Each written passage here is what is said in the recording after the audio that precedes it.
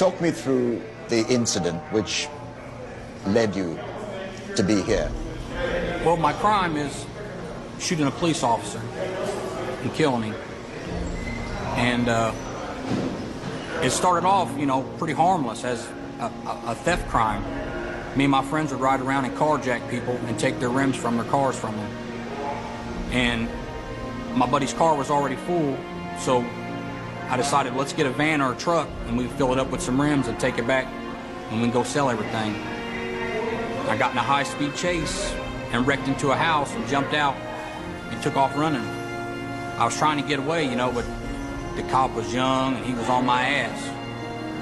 And I thought maybe if I, take my gun out and fire it a couple times,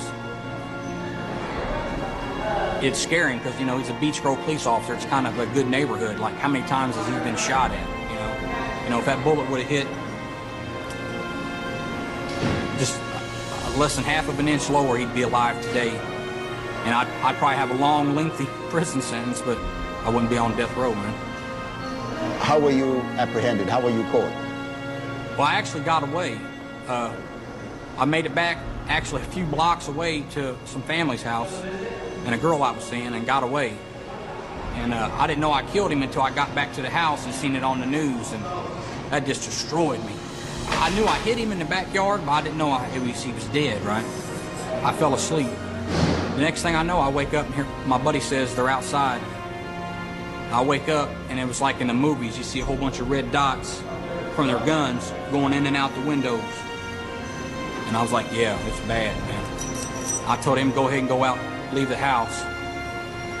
And I didn't know what I was going to do. I didn't have no gun, I couldn't fight no more, so I just gave up. What went through your mind when the court pronounced you guilty? I was trying to portray a tough guy in court, so when they gave me the death sentence, I laughed at them. And the prosecutor told everybody that's the voice of evil. Which I would agree at the time, yeah. I deserved the death penalty. I was young and didn't care about anybody at all but myself. Or anything. And I deserved that sentence at the time. And yeah, I just pretty much laughed at them when they gave it to me. But then, when I was by myself, it really sunk in like, man, you're more likely going to be executed one day. And it hit me hard, So I put my face in my pillow and, cried a little bit. And was it inevitable that sooner or later you would end up in a place like this? I always knew as a kid I'd probably end up in prison. Yeah. It's weird because when I was a kid, I was fascinated with prison movies. Every time we drive by prison, I would wonder, what are those guys doing? What's it like in there? What are they up to? You know what I mean? Why should I care? I'm a kid. Why should I care? But because I just always knew I was going to end up in there because I just had a problem with the rules, with authority. And as you can see, I'm here because of that. Benjamin Ritchie was a man already marked for death. But not by the courts, not by the state. He claimed his executioner would not be human at all. On a stormy night in the prison block, guards swore they saw something they could never explain. The lights flickered, the air turned heavy, and by the time the chaos ended, Ritchie was gone, his body blackened, his sentence carried out by forces no law could control. Tonight, we step into the shadows of a story so strange, so unsettling, that many believe Benjamin Ritchie was not executed by men, but by the earth itself. But here's the question that has haunted historians, prison guards, and even skeptics for decades: what really happened to Benjamin Ritchie? Was it a botched execution covered up by the state? Was it the paranoid delusion of a condemned man who convinced himself the earth would strike him down? Or was it something far more terrifying, proof that some punishments come not from men, but from forces we can't control? Stay with me, because the story you're about to hear will blur the line between crime, justice, and the supernatural. And by the end, you may find yourself questioning what's real, and what waits for us in the dark. Benjamin Ritchie wasn't born into darkness, he walked into it. From the outside, his early years looked ordinary. But behind closed doors, whispers of violence, strange obsessions, and an almost religious belief that the earth itself could punish men began to shape his life. Neighbors remembered him as a restless child, the kind who stared too long at storms, who wandered into the woods alone at night. He once told a friend that, "The ground beneath us has ears, and one day it will take me." Nobody believed him then. But those who knew him would later say, the warnings were always there. As he grew older, Benjamin's life spiraled into violence. The crime that sealed his fate was brutal. A botched robbery that left one man dead and another permanently scarred. Captured within hours, Ritchie's trial became a local obsession. Courtrooms filled with spectators eager to see the so-called man with the death sentence in his eyes. The evidence was undeniable, and the verdict swift: guilty. The punishment, death by electric chair. But even as the judge's gavel struck, Benjamin Ritchie didn't beg for mercy. He only whispered one sentence that left the courtroom frozen: "You won't kill me. The earth will." Inside his prison cell, Benjamin's strange prophecy grew louder. He told guards that the chair would never take him. That he would be executed, but not by man's machine. His letters became darker. In one, he wrote, "I feel the ground humming beneath me. I know what waits." Some dismissed him as insane. But others swore there was something different about him, an energy in his presence that made even hardened men uneasy. As the date of his execution drew closer, tension gripped the prison. Guards reported strange electrical surges in the block. Lights flickered, radios picked up static voices, and the air inside his cell grew unnaturally cold.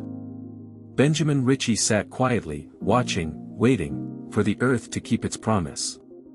The night of Benjamin Ritchie's execution began like any other. At exactly 11:45 p.m., guards moved him from his cell to the death chamber. His footsteps echoed against the cold concrete, each step heavier than the last. But according to those present, Ritchie showed no fear. He kept his head high, whispering under his breath as if speaking to someone only he could hear. When they strapped him to the chair, a storm began brewing outside the prison walls. The first bolt of lightning cracked the sky at midnight. Witnesses later described what happened next as impossible. Just seconds before the switch was thrown, every light in the prison flickered and died. The room was swallowed in blackness. In that silence came a deafening crack, a sound no man could mistake. Lightning had struck, but not the prison roof. Guards swore it traveled through the walls themselves. When the emergency lights returned, Benjamin Ritchie was already gone. His body slumped in the chair, skin scorched, chest smoking. But the switch had never been pulled. No current had run through the wires. No man had touched the controls. And yet, his execution was complete. Benjamin Ritchie's story has no clean ending. The official record tells one story: a power surge, a freak accident. A malfunction that tragically coincided with the moment his execution was set to begin. Convenient. Neat. Closed. But those who were there that night never accepted that explanation. Some guards refused to return to the death chamber. One swore he could still smell burning flesh in the air weeks later, long after the chair had been dismantled. Another claimed he saw something move in the shadows of the room that night, something not human. And then there are the letters. Letters Benjamin wrote in the days before his death.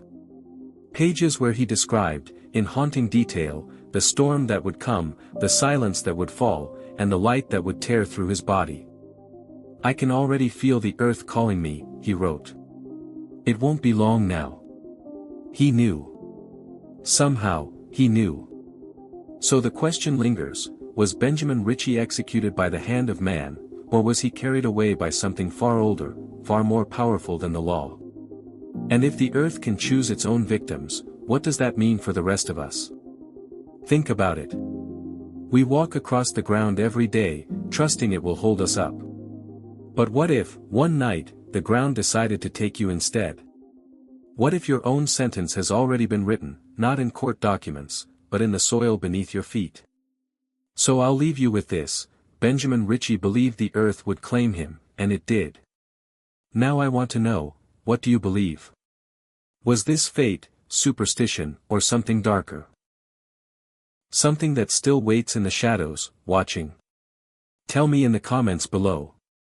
And if you're ready to explore more stories where crime and the unknown collide, subscribe now, because next time, we'll uncover another case where death came not from justice, but from something that cannot be explained.